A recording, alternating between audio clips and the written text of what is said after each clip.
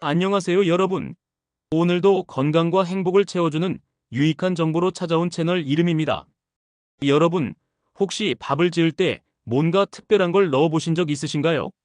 그냥 평소처럼 쌀을 씻고 물을 맞춰 밥을 짓는 것이 대부분이겠지만 사실 밥을 지을 때 아주 간단한 방법으로 우리의 혈당 관리와 혈관 건강에 큰 도움을 줄 수 있다는 사실 알고 계셨나요? 특히 요즘 많은 분들이 혈당 스파이크나 혈당 조절 때문에 고민하시죠. 혈당이 급격히 오르고 내리는 건 당뇨병뿐 아니라 심장질환, 뇌졸중 같은 무서운 합병증의 원인이 될 수 있습니다. 그런데 말이죠. 밥을 지을 때 딱 이것 한 스푼만 넣으면 혈당을 낮추고 혈관까지 깨끗하게 만들어준다고 하니 귀가 솔깃하지 않으세요? 오늘 영상에서는 바로 이 비밀 재료가 무엇인지, 그리고 이것이 혈당 조절과 혈관 건강에 어떻게 기여하는지 구체적으로 알아보겠습니다. 영상 끝까지 함께 해주시면 당뇨병을 예방하고 혈관을 건강하게 유지할 수 있는 비법을 모두 얻어가실 수 있을 거예요. 먼저 영상을 본격적으로 시작하기에 앞서 구독과 좋아요 꼭 눌러주세요. 여러분의 작은 클릭이 영상을 제작하는데 큰 힘이 됩니다. 그럼 바로 시작해볼까요? 첫째, 밥 지을 때 넣으면 좋은 이것의 정체는? 오늘의 주인공은 바로 식초입니다. 흔히 샐러드 드레싱이나 다양한 요리에 활용하는 식초가 밥을 지을 때도 큰 효과를 발휘한다는 사실 놀랍지 않으신가요? 쌀을 씻고 물을 맞춘 뒤 식초 한 스푼만 넣고 밥을 지으면 혈당 스파이크를 억제하고 혈관 건강을 지키는 데 큰 도움을 받을 수 있습니다. 그렇다면 식초가 왜 이렇게 좋은 효과를 낼 수 있을까요? 바로 식초 속에 포함된 초산 덕분입니다. 초산은 우리 몸에서 소화 과정을 느리게 해주어 탄수화물이 천천히 흡수되도록 돕습니다. 우리가 밥과 같은 탄수화물이 많은 음식을 먹으면 혈당이 빠르게 올라가는 경우가 많죠. 이 때문에 밥 한 그릇을 먹고 나면 졸음이 오거나 금방 피곤함을 느끼기도 합니다. 그런데 식초를 넣고 밥을 지으면 탄수화물 분해가 느려져서 혈당이 천천히 올라가게 됩니다. 결국 혈당이 갑자기 치솟는 혈당 스파이크를 예방할 수 있는 것이죠.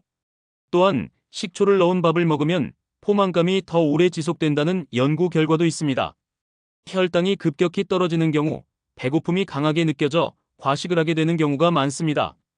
반면 식초를 넣은 밥은 혈당이 서서히 유지되기 때문에 과식 위험을 줄이고 체중 관리에도 도움이 됩니다. 이렇게 간단한 방법으로 혈당과 체중 관리까지 가능하다니 정말 기특한 재료 아닐까요? 둘째, 식초와 혈관 건강의 놀라운 관계. 식초가 단순히 혈당 조절에만 효과적인 것은 아닙니다. 식초는 혈관 건강에도 놀라운 영향을 미칩니다. 우리의 혈관은 시간이 지남에 따라 각종 노폐물과 나쁜 콜레스테롤, 즉 LDL 콜레스테롤이 쌓이면서 막히거나 손상될 수 있습니다.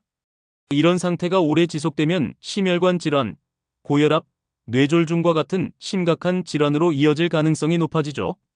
그런데 식초에 들어있는 초산은 LDL 콜레스테롤 수치를 낮추고 혈관 벽에 쌓이는 플라크를 줄이는 데 도움을 줄 수 있습니다. 플라크는 혈관이 좁아지는 주요 원인인데 식초를 섭취하면 이러한 플라크 형성을 방지하거나 제거하는 데 기여할 수 있습니다. 또한 식초는 염증을 줄이는 데도 효과가 있습니다. 혈관 염증은 동맥경화증과 같은 질환의 원인이 될 수 있는데 식초의 항염증 효과로 염증 수치를 낮추면 혈관이 더욱 건강한 상태를 유지할 수 있습니다. 요컨대 식초는 혈관 내부를 깨끗하게 청소해주는 자연의 청소부 역할을 한다고 볼 수 있습니다. 셋째, 식초를 넣은 밥의 맛은? 아무리 건강에 좋다고 해도 맛이 없으면 지속적으로 먹기 어렵겠죠. 다행히도 식초를 넣어 밥을 지어도 특유의 신맛은 거의 느껴지지 않습니다. 오히려 밥이 더 윤기나고 밥알이 탱탱하고 고슬고슬한 식감을 가지게 됩니다. 많은 분들이 식초가 밥맛을 해칠까 걱정하지만 적당량을 넣으면 오히려 밥의 풍미를 더 좋게 만들어줍니다. 특히 잡곡밥을 지을 때 식초를 넣으면 잡곡의 텁텁한 맛을 줄이고 식감도 한결 부드럽게 해준다는 장점이 있습니다. 이런 장점 덕분에 건강과 맛을 동시에 잡을 수 있는 좋은 방법이라고 할 수 있죠. 넷째, 어떤 식초를 선택해야 효과적일까? 시중에 다양한 종류의 식초가 있죠. 그 중에서도 어떤 식초를 선택해야 최상의 효과를 얻을 수 있을까요? 가장 추천드리는 것은 바로 사과 식초입니다.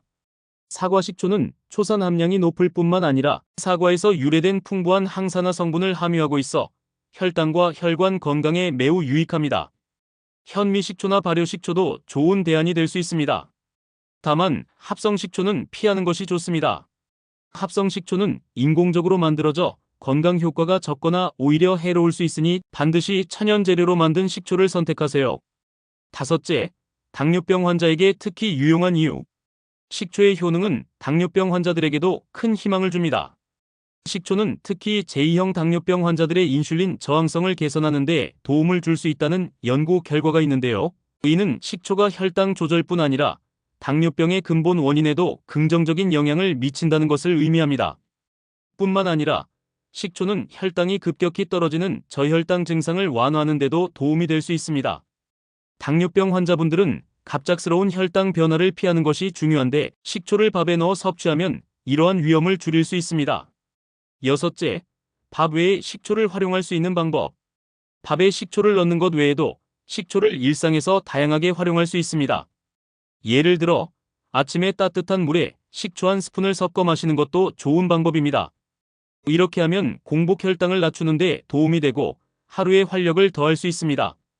또한 식초를 샐러드 드레싱으로 활용하거나 반찬을 만들 때 사용하면 맛과 건강 효과를 동시에 얻을 수 있습니다. 김치나 장아찌 같은 발효 음식에도 식초가 들어가 있는데요. 이런 전통 음식도 적극 활용해 보세요. 일곱째, 주의사항. 마지막으로 식초를 사용할 때 몇 가지 주의해야 할 점도 있습니다. 식초는 위장을 자극할 수 있으므로 너무 많이 사용하지 않도록 해야 합니다.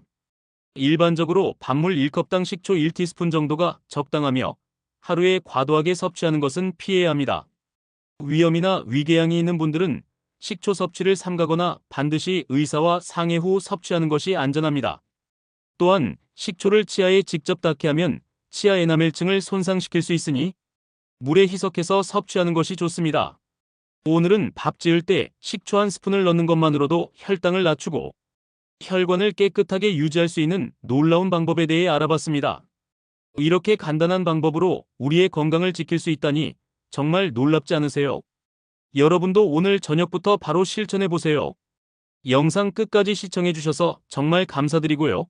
구독과 좋아요 잊지 마세요. 여러분의 작은 응원이 저희에게 큰 힘이 됩니다. 다음 영상에서는 더 유익하고 재미있는 주제로 찾아뵙겠습니다. 건강한 하루 되세요.